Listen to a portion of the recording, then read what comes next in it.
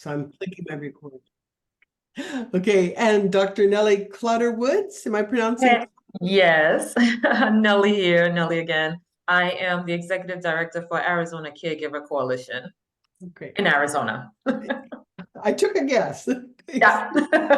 And I know Lita, hi. Hi, good morning, everyone. Afternoon, everyone. Lita Nelson with Division of Aging and Adult Services in Arizona. Hey, Tracy. I'm Tracy Sinowitz with the Alabama Lifespan Respite Program in Alabama. Hi. And I see Arizona Caregiver. I don't know your name. I can't hear you.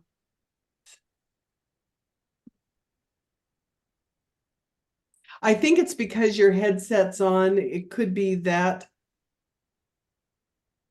You'd have to unplug it.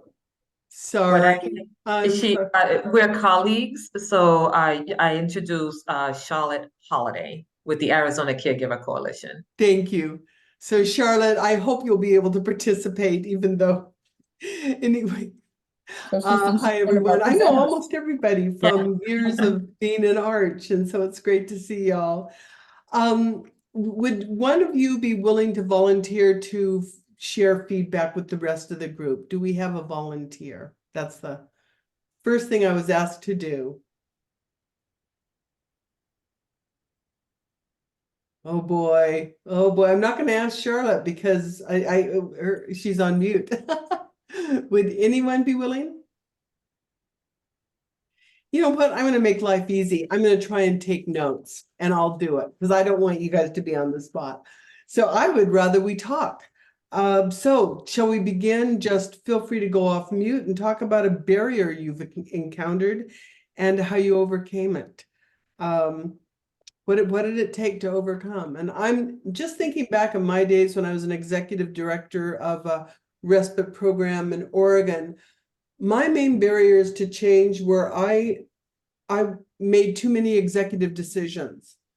I look back and with great embarrassment with how I wasn't as inclusive as I could have been with staff, with caregivers, and that was a lesson. I think part of it was my youth. And in hindsight, I wish I could go back and quit being so darned autocratic. That's to me, when you think you know everything, and I have been there before, I'm ashamed of it, but that slowed down change. So I'm just going to say that. And then I'd like to hear from others. What barriers have you encountered? So can I speak? Please. Really quick. I am ACC's first woman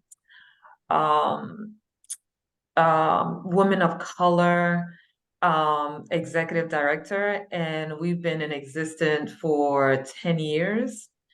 And so with that came some resistance to change. But I couldn't tell you really specifically what contributed to it. I just can say that I was concerned that there may be some unconscious bias in just the change alone, visually and just structurally. So with that, what I did, a small change, is I introduced a 21-day diversity, equity, inclusive challenge, where every single day we meet as a team and we talk about some diversity, equity, inclusivity, accessibility issue with any culture and randomly. And it's 21 days, 21 business days when we met, and we just meet for 15 minutes. And it's just to get us talking about topics like that. It's not, no one is graded and no one is enforced, it's all voluntary. But it got the good thing about it, outcome of it, is that it got people, the staff, talking, thinking, reflecting, and it got us together as a group for that first consistent 21 days. So that was the first month. Will it make a long impact? I don't know, but we sat, we talked, and we reflected together, and that's what's important. And I think the importance of being together and just having that time is probably almost as important as the topic that you Indeed, were with. indeed, that is the lesson learned. In fact, I'm glad you made mention of that, Cassandra, because we have a reflective time and date. It was sponsored by the AmeriCorps, and so we have a time and date where we're reflecting and we're sharing that, and that's exactly I wrote in my notes. That's exactly what I was going to point out. It wasn't even the diversity or inclusivity or the topic. It was just being together. And Charlotte is online. I wish she can give some feedback on it, but it's okay, Charlotte. Just nod and we're good. Thank you so very. Yeah, thank you, Cassandra, for affirming that I because have a that's question. exactly it was helpful. Yeah. Nellie, how many people do you have in your organization that you were able to do that on a daily basis? Yeah, I know. I was fortunate to have 5 dedicated, qualified staff. And we also have a volunteer program. And on any given time, there'll be 2 or 3 volunteers joining us, every day. But, some days I had to say, hey, Independent Study Day, reflect on this topic. And we would just reflect briefly, and we couldn't meet, but for the most part, the majority of the time we met. And it was so timely because January is Martin Luther King birthday. And so for the AmeriCorps to pitch in that challenge, it was just so timing. It was timely.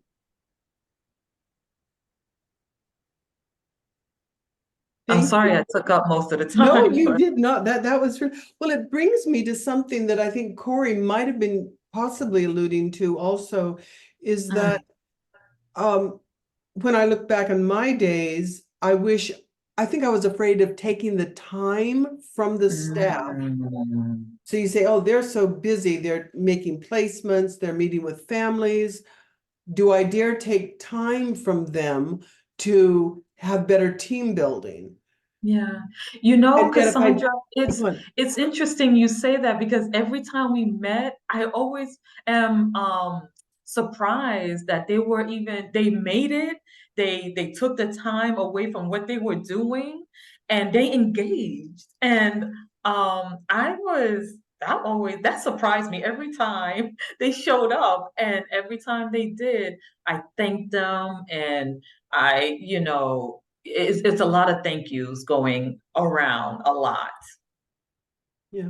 So yeah, and that thought never came to mind. That I was just surprised. It was no pressure. I think that's what helped. It's like I consistently validated that, hey, this is voluntary, this is just a reflection. You do not have to speak if you don't want to, if you don't feel comfortable doing that. There was a journal, they can journal their thoughts, and that was it. It was just an opportunity to meet together and just talk. And the presentation we heard earlier today talking about reminding everyone about the vision. If you do have those regular meetings, there's a time that you can be reminded of what the vision is. What is our shared vision, and does our strategy match that vision? Yeah, The opportunities to do that, to keep it yeah, going. yeah. Our objective is to ensure that we continue to be inclusive statewide and to tap into those communities that are underrepresented, underserved. We don't usually go into those communities. And so, I believe that this DEI and accessibility project really hones in on tapping into our awareness and consciousness of diversity as we go out there and represent and present and advocate for our family caregivers that are in all diverse in so many ways, culturally, knowledge, skills, all where they live geographically. So the hopes is that that is carried forward in their presentation in the community and their outreach. Thank you. Has anyone- Again, took up I'm- more time. Oh, no, you're good. I want to make sure other people, if anyone want to pipe in about a barrier you've experienced, and we can move on to the next question as well, and that is, do you feel that your vision and the strategy for achieving that vision align? So that's another issue that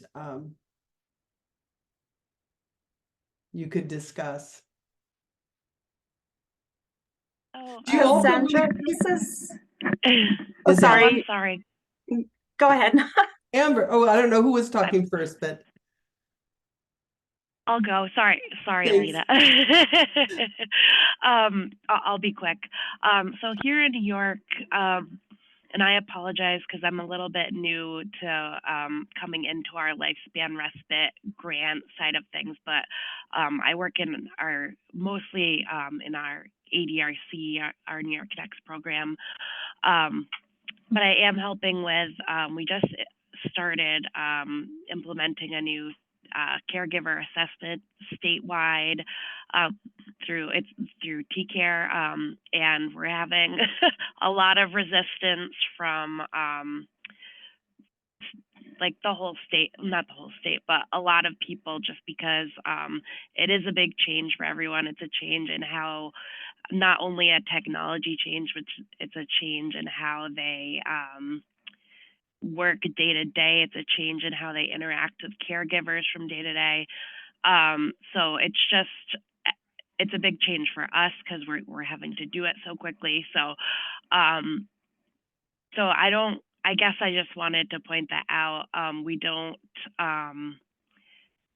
We're struggling with it every day, but we're trying to find those small wins like Cheryl was talking about. And just again, I think trying to connect the vision back to why this assessment is even being, why we're making this change in the first place. And I think what you said, Cassandra, about kind of refocusing, we are having monthly calls with everyone to kind of see how everything is going, and just taking that time to refocus on like the why and the overall vision is important, because lately it seems like people are getting bogged down definitely in the negativity of all of it. So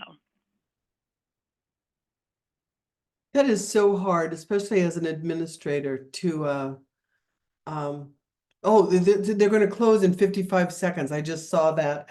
Sorry. But it's so hard as an administrator when there's people unhappy with activities going on. But I'm glad you're meeting with them every week, or not. Did you say every week? Every month? every month, but Every yeah. month, just- Sorry, I took so much time too. Oh, no, you didn't. And I'd love, Lito, you've got a few seconds. What were you going to share? You're on mute. I'll just say more to come in the presentation.